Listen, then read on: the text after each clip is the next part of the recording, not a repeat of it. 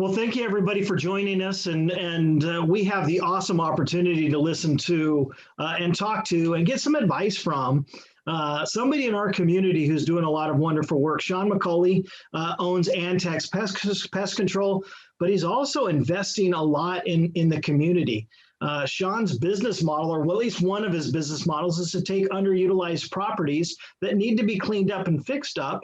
He goes in and buys them, cleans them up, fixes them up, and then helps to clean up a community. He did it in downtown Brentwood. He's doing it right now in downtown Antioch. And I mean, it's amazing. If it weren't for Sean McCauley, we would not be seeing the changes that we're seeing right now in downtown Antioch. So as the chamber, thank you for all that you're doing. It's incredible. But beyond that, when he takes a building and then he cleans it up, he has to find tenants. And so he goes and looks for tenants, he advertises, he finds those businesses that want to maybe get out of their house or they want to get going. And then he helps them to get started on the right foot. It's amazing to watch the businesses that he puts into his buildings, because they really do succeed. And it's because he helps them to succeed. So one of the questions that I want to ask Sean today is, what are those things that you're doing? What are the tips? What are the things that you're helping to get a business started so that they're getting started on the right track? Yeah, thanks, John, for having me on. I appreciate it. I'll tell you a little bit about my model and how we operate here, and then the benefits of it. So I love finding A+ operators, a B operator that wants to be an A operator, and really fostering their business or their ability to run their current business. A lot of us don't have the formal education and entrepreneurship that we should.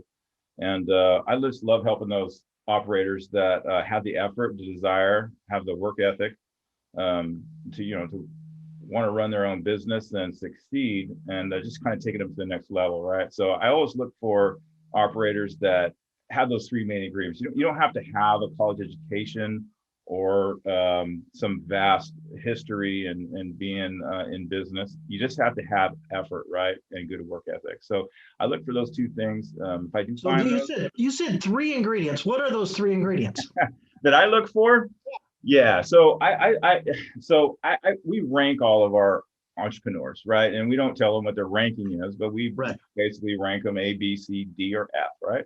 And so if we have a D operator, we will coach them until we feel like they're a C or a B, right? And then I think they're ready, to get into, for us to help them, right? Get into a building, get their business model started, get their things that they have currently implemented or want to implement in their new business or their secondary business, right?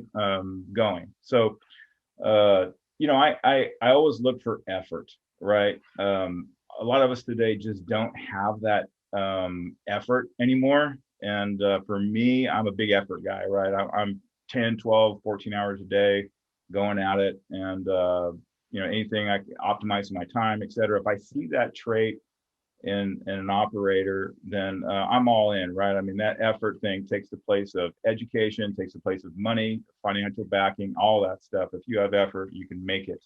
Okay.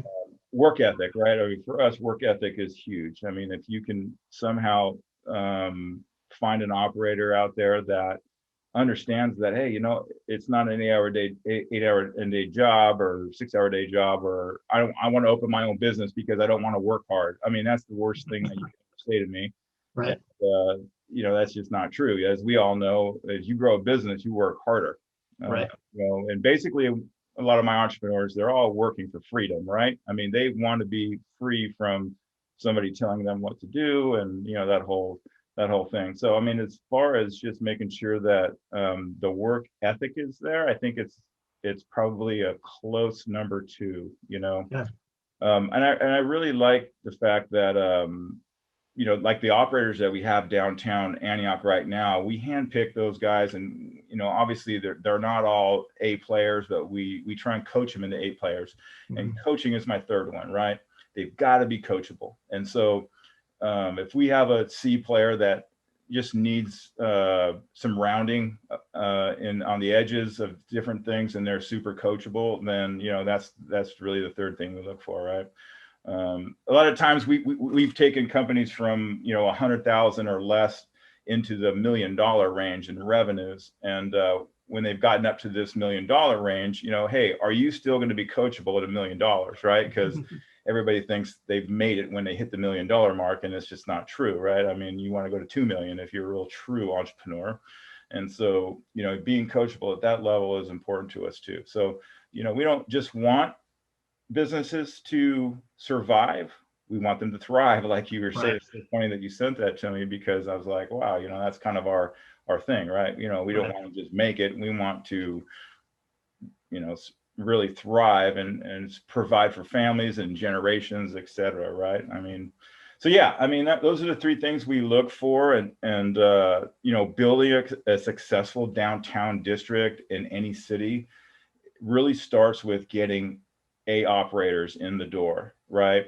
And people who know their business, understand it, have that work ethic, and they're going to make it happen throughout whatever economic downturn or time we have. They're going to make it, right? So yeah.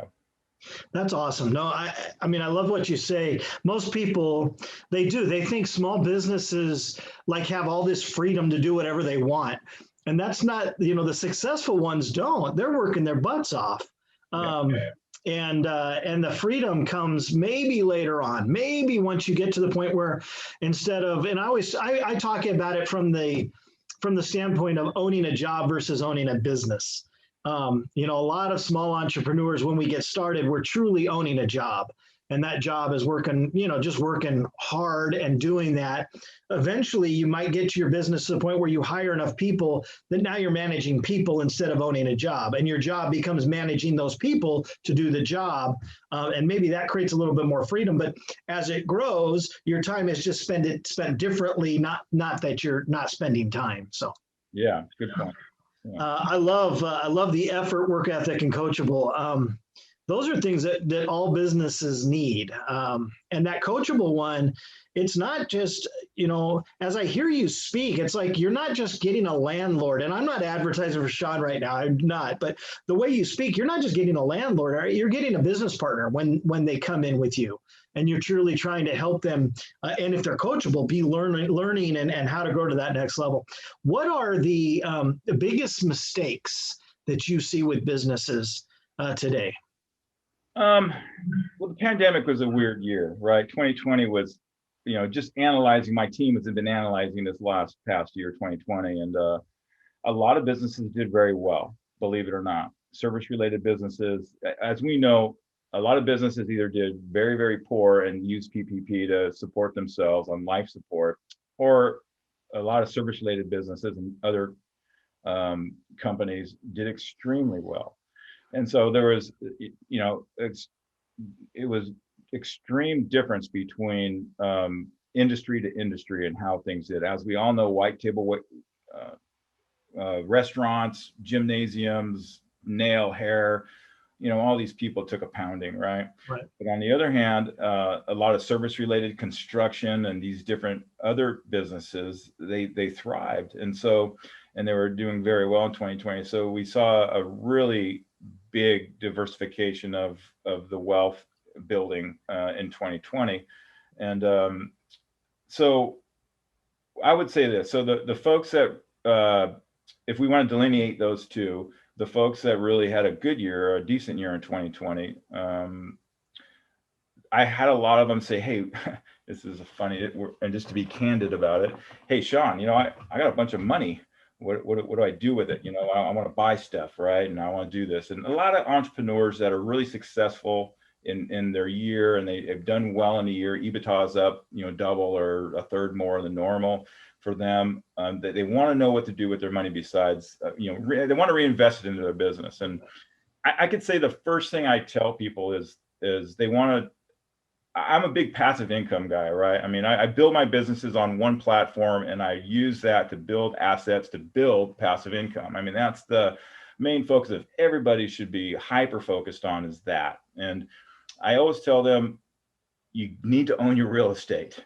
I mean, if there's any way you could set a goal for a 12-month or 24-month period, and your business is doing well and you see a good forecast for that in the future, I always say, purchased a real estate that your business is in.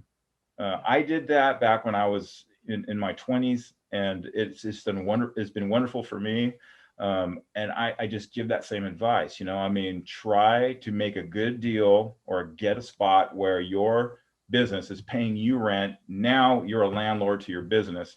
And I think that's the number one thing that I think people should be, again, hyper focused on. Yeah. To really get to the next level, right? Besides the normal growth, the social media marketing, the other marketing, ancillary marketing that people do to grow their business, I think they need to be focused on diversification, hedging their business through real estate. And so if they're not, then I think they're not building wealth. They're just working and managing a business, like you're saying, or, managing managers, which is great. All those levels are good. There's nothing wrong with them. But to take it to the next level is what I'm good at with people, right? And taking it to the point where they really think hard about building wealth, not just running their business, right? And so, Right.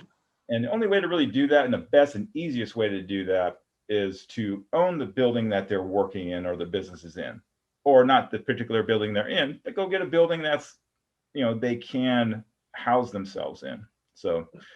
So a business that's trying to get there, right? And a small business that's paying their rent, they're making their payments, they're paying their bills, they're doing that. Maybe they haven't been able to accumulate what they see as a necessary down payment to be able to get to that next level of actually purchasing. Do you have any advice for those businesses? Is it just, work on a budget, make sure you're setting aside money? Is there another faster way to do it? Suggestions on that? Look, I'm gonna be candid about this too. Money is not a problem to get. If you can't get money to get your property, then you're just not working hard enough to find it. Okay. The money is never an issue to get to purchase real estate. Everybody thinks that's their biggest hurdle. That's not. You know what the biggest hurdle is? Truly, the biggest hurdle is to find the right deal, not to go procure the money. And so there's tons of avenues for procure money. You just have to understand where they are, how to seek them out. And then, of course, like you said, hey, what do I have to do in the next 12 months, to have a down payment, or to, find somebody that can help me with this particular loan? Or, for me personally, I was 18, 19 years old when I first got my SBA loan when I was 20. Wow. And it was basically 1% or 2% down payment, right? And I had a guy that helped me buy a building that I took part of that commission, and he gave it back to me. And I really literally put down almost nothing in that building that I bought to put my business into. And, the SBA gave me some low interest loan, because that's what they do. They loan to people like me starting a business or having a business, so money is out there. You're just not making the effort to go find it if that's your biggest hurdle. And you're not understanding what you need to procure a loan like that, right? I mean, all I needed, I think, was literally $25,000 to buy. I think my first building I bought was like $800,000 back in 1989 or 1990. Wow. And, I think I needed 25. I can't remember what it was, right? Maybe 50,000. I don't know, but I think I had to come up with 20 because I had, made a deal with the broker, right? So I mean. So that's what I would say to that. I love that answer. I love that answer. Yeah. I think that's a fantastic answer, because so many people spend their lives going, oh, if I only had, I would, but I can't get to that point. And so they sit and they pay rent to a landlord. And honestly, if they were to buy the building, then to your point, the business would be paying that mortgage. Now you're actually buying something, and it's really not costing you a whole heck of a lot more than your rent. Hey, let me tell you a story real quick. I know we're limited time. Go ahead. For people to hear. And that is, I stumbled into this real estate thing when I was younger. It's not that I'm not educated, but I had a high school education. I'm not a stupid guy, but I'm not a highly educated. I didn't level up in academia when I was younger. I just basically went to work, right? And so I learned lessons the hard way. And the biggest lesson I could say I ever learned back in the 90s when I was baby entrepreneur was I bought that building, right? I got the SBA loan. I made the effort just to do it. And I had, the desire to go get this done. And so I bought this building. It was $825,000, the old Nissan dealership off of the highway there in Pittsburgh, right? and it was 20,000 square foot building. I was 20 something years old, 21 years old. I didn't even have a house yet. I was buying this building for my business, right? And so this building was huge. My company had 12 people in it. Okay, I had a 22,000 square foot building I was buying. Okay, and so it was crazy, right? I was like, I don't care. I'm going to do it. So I'm risking it. I'm putting it all on the table. I'm going for it, right? I didn't care. I was super hyper focused on that again. I hate to keep using that word, but it's the truth, right? And so I had this huge payment, right? To me, 800,000, barely anything down. I had this payment that was crazy interest rates back then. I think it was 8%, 9% loans back in the 90s, early 90s. It was craziness, right? I mean, now you think of 9%, it's like a hard money loan, but back then it was a regular loan for us, right? And so my payment was something like, I don't know, $5,000, $6,000, $7,000, or whatever, $7,000, let's say, right?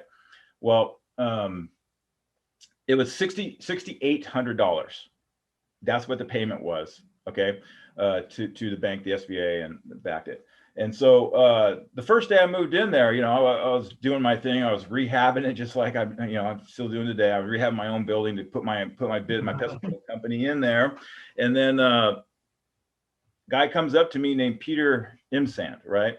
And he says, "Hey, I want to start I own a thrifty car sales, and I want to rent your space out over here on the side." This is the first day I landed in this building. He says, I want to rent this space from you on the side here. I'm like, oh, I never really thought about that. I guess, okay, that's fine. I mean, just let me know what you can pay, I guess, or give me the details. He goes, yeah. He goes, can I write you a check today for the down payment, deposit or whatever? Because I don't want anybody to get this. I'm like, hey, slow down. What are you talking about? Anyway, long story short, I asked them after small talk and everything. I said, well, what are you willing to pay for this space, for your car lot? And he goes, how's $10,000 a month sound? Yeah.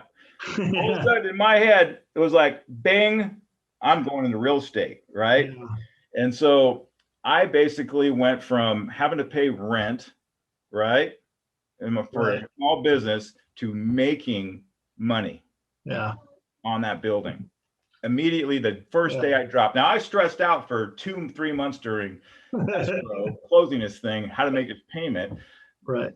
Yeah. So anyway, he wrote me a check for $40,000 that same day to make a deposit and the month's rent and all this other stuff. Wow. So that's my story, and that's the truth. And so if anybody thinks that real estate isn't something for them and they just like to rent or whatever, I mean, I say think twice about it and really try to make sure that, they seek out every opportunity they can, and they understand that I don't want to be the only tenant in the building. If I could have a multi-tenant building with me in it, that's obviously better. Do your education on these things and make sure that you really well thought out your strategic plan on what you're going to do, in the next 5 years with your business. So. Yeah. No, I think that's incredible. I mean, it's great advice for all businesses, and it gives them a goal, right? It really gives them a goal to how do I own what I'm in, and there's some amount of faith, right, and effort that I'm going to do what I have to do to make this work, because it is scary for businesses to make that leap. But I think the advice to be able to own your own real estate is just phenomenal. That's what McDonald's did, right? McDonald's, we all think they sell hamburgers. They own real estate. That's what McDonald's is. Yeah, they're a real estate company that buys buildings and lets their franchisees pay the rent on them. I mean, it's a wonderful model, but none of us really think about that with our own business. And if we can get more businesses to think in that way, they'll be more successful businesses. So I think that's great. What other opportunities do you think there are for businesses? You were talking about social media. You were talking a little bit about marketing. What are businesses struggling from a marketing standpoint not to understand in today's age? The marketing question comes up to me all the time, right? I mean, how do I grow my business, right? I mean, that's probably the number one or number two question I get asked all the time. Hey, I'm stagnated. I need to grow. I have competition. I can't handle it. They're beating me up or whatever it is, right? I mean, how do I grow my business is probably, again, the top one or two questions that I get asked. And every business is a little bit different, right? I mean, everybody doesn't have the same formula for growth, but in general, growth of a business is not one thing. Growth of a business is probably 10 to 12 things in your particular industry. And I look at it like a wagon wheel. So a wagon wheel has a bunch of different spokes on it. And each of those spokes, in order to turn that wheel, needs to be true and strong and on the wheel itself, right? So for instance, if you're a service related company and you do all of your marketing in one area or one arena, right? But you don't have any really nice vehicles or good employees, right? Are you really going to grow?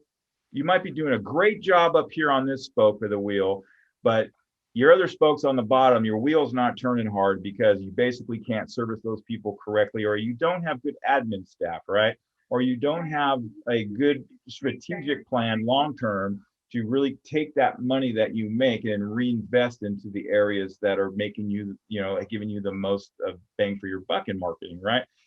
I always look at growth and marketing and the business and how to get over that hump as a full pronged approach. It's never, hey, go into social media and spend a ton of money. Back in the days when we were in business, when we were younger, Sean, it was the yellow pages, right? I mean, hey, I want to be in the yellow pages and I want the full page ad and I'm going to beat everybody else out because they're going to flip to me first, right? I mean, and so I learned quickly that if we didn't have everything turning in our business, then growth wouldn't happen. And so everything from having a great CSR team, customer service team, the answering phones that are articulate and understand the customer's situation, to having a person on the door in a service related business to service those people correctly, and then of course ask for the referral, to actually putting money in the right spots for retrieving calls and getting phone call volume coming in, into your office. So that would be the biggest thing I would say, is that don't ever think that there's one thing that you can do to grow your business and make the phone ring. By far, in every industry that I work with, 1/3 of of new business comes from referrals. Yeah. And that has never changed, whether it's been yellow pages, social media advertising, or any kind of ancillary advertising that's out there. 1/3 of your business probably comes, or more, comes from word of mouth, right? In other words, a customer referring you that knows you or has had a good experience with you. Right. And so I'm a big guy on making sure that I always foster those big chunks of where your referrals are coming to, right? And so I always encourage operators to find out what those are, get the correct data, and really invest back into those areas that you're getting the most bang for your buck. Right. It's really simple, right? I mean, I think a lot of entrepreneurs these days just don't do the study work, the background on where their business is coming from, how to really understand their customer experience to the point where, hey, if I was a customer of mine, what would I think? Right. Once they dig down deep into that a little bit, then I think a lot of things automatically for them are really, really clear on what to do. And you talk, right? The question is about marketing, and you really said, hey, listen, there's a wagon wheel. There's really lots of spokes, and marketing may be your weakness, but it may not be your weakness, right? So how does a business, to your point, start to internalize and look inside themselves to find out, well, what are the spokes that are weak? What are the things that I need to fix? Yeah, I mean, I love analyzing the businesses that come to me for coaching, and the first thing we do is, basically our first session is just, and I do this for free for everybody. I don't ever charge for anything I do. And it's a really good environment when I do that, because it's really candid, right? I mean, there's no, what is this guy going to do to me type of thing or get me for. It's always, hey, look, man, I'm going to help you. And if you want the help, fine. If you don't, then I get it, right? Right. So, when I approach my entrepreneurs and the people that come to me from that standpoint, I mean, they're super candid with me, right? And so they'll normally, see, here's the thing about entrepreneurs, right? They normally know what their weakness is, right? But they just won't tell you, right?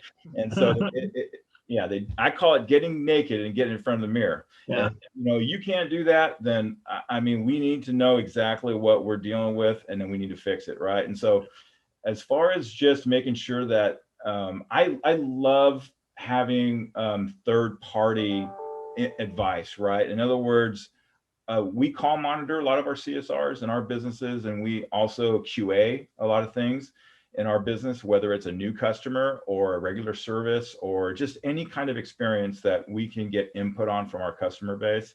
We're big on that, and I suggest everybody do that, because really we all think when our business is going and it's going fairly well, that everything is always going to be okay. And that is just not true. Yeah. So people are people, right? They're going to fail you. And you need to make sure that as a responsible manager of your business or owner of your business, you have to double check that and make sure that you have things in place to make sure that things are going according to plan. So, Right. I mean, you know what it is a lot of times with these folks, okay, and I'm to blame too, is that we get lazy a little bit, right? We think that, hey, I got this under control and they're doing a good job, I'm just going to leave them alone. Well, that's the first mistake. You know, you got to have it. I can never run the amount of businesses I have and the amount of properties I have without having great people on board, right? I mean, everybody asks me how I do it. I do it because I get people and I pay them well. Staff, yeah. Yeah, and they set up. But here's the deal, is that they are not on cruise control. They need to report to me and they need to tell me what's going on daily or weekly in their business through a process, right? So, you know, setting up that process for you with a key manager is super important to make sure that they check in and give you your key metrics of what happened that day or that week. And then you got to really understanding of what's going on in your business if you can't be there all the time. And Yeah. so I suggest really doing that, making sure that you're check and balance in your business and making sure that everybody's hyper focused on key metrics, right? And so if you have 3-4 key metrics in your business that you can instill as far as what really makes things go and grow in your business, then I say you focus on those, right? Because in any of my businesses, I always say the top 3 things. For instance, in one of the companies, it's unit sales, it's ACH, and DOS, so DSO, day sales outstanding. So, you know, our DSO needs to hit 14%, 14 days. Our AR needs to be X or Y. And so those 3 things, if when you get a functional group focused on that, then and they understand that those are the 3 things that we're looking at, you watch the correction that happens. It'll automatically correct itself. If you give them 10 things, right, and then you don't manage them, nothing will ever happen. Nothing will ever happen. It won't change. I guarantee you that. 3 things, make sure that you make them report back and see the results, and things will change way faster than you would ever imagine if you can set that kind of process up. Well, time-wise, you know, we try to keep these to about a half an hour, and you know, I'm going to have to set up another one of these with you, Sean, because you have so much knowledge and you're willing to share it with people, and I appreciate that. But as we close here, I want to kind of just go back through and highlight the things that you talked about, right? Number 1, effort, work ethic, and coachability. And you saw that as you talked about everything, it all goes back to those 3 things. Are you willing to put in the effort? Is your work ethic there where you're going to put in the time necessary and really work hard? And are you coachable? Are you willing to look and stand in front of the mirror naked, to your point, right? And listen to somebody say, hey, this is how you can improve, and then do it. Or are you so, I don't know what the word is, but is there so much pride in you that you're not willing to allow those weaknesses to show? So many times, small businesses, we don't see them fail until they close. As a chamber, we don't see a small business fail until they close. And everybody turns to us as a chamber and says, how come you didn't help? But it's like, well, because they didn't tell us that they were struggling, right? They didn't want to show those weaknesses. They didn't want to tell people that they needed help. And therefore, they close and we're like, well, how could we have helped you? And I see it, I see it with new businesses. I see it when they get started sometimes. I'll see a business that they're ribbon cutting and I'll start asking them questions about just their rent and what they got. And I'll look at them and go, man, who did you talk to before you signed your contract? You just signed your death knell. You just signed your death knell when you signed your contract because you signed for something that from a business model standpoint, you're not ready for. And so coachability and listening to people and really willing to reach out, I think is crucial. The next tip that he gave us was to set a goal. If you don't own your building, the business that your building's in already, set a goal for the next 12 to 24 months to really look at that and really grow to that next level of owning and paying yourself rent. I think that's just genius. He then went into the wagon wheel, that concept of it's not just all about marketing. We all think marketing's that silver bullet that'll take us to the next level. And a lot of times you can bring in new customers all you want, but if your customer service or something else is lagging, they're going to come in and they're going to walk right out the back door, and you're not going to grow. And so it may be marketing that's your weakness, but really look at what is the weakness. And the way to do that, he said, was by processes. By having processes in place that allow you to have 3 key metrics. What are those 3 key metrics for your business? You got to figure out what they are. Talk to somebody, have somebody help you understand what those 3 key metrics is if you don't know, and then have a way for your staff to be able to report on and report back so that you can oversee the growth of those 3 metrics. And if you're doing those things, you're really going to be able to grow. I think I highlighted all the different things that you brought to us today, Sean. Just a wealth of information. My last question, and I like to ask this question of successful entrepreneurs, is if there was a book that has helped you, that has meant a lot to you, that's really instilled in you concepts and things, what is that book? What book would you share with people to go read on their own? Yeah, I'm a big reader, as a lot of entrepreneurs are. And I think the biggest book that had an impact on me when I was a little younger was Business by the Book by John Maxwell. And I love that philosophy, whether it's a Christian-based book or not. I mean, he's just got a lot of good fundamentals in there that I think now have kind of resonated or galvanized into me that has really helped formulate me and who I am. And so I appreciate, great books, all the time. And I read as much as I can. And I think reading is a lost art nowadays, right? I mean, but it's so powerful, right? Because I think it's just a mental thing. You're focused on just one thing. And I think reading's powerful. So yeah, that would probably be the book that I would say had the biggest impact on me overall. Yeah. Well, and I would suggest that those businesses, I'll be honest, one of the things in my book, Sean, other than my book. Other than my book, that's fine. Yeah.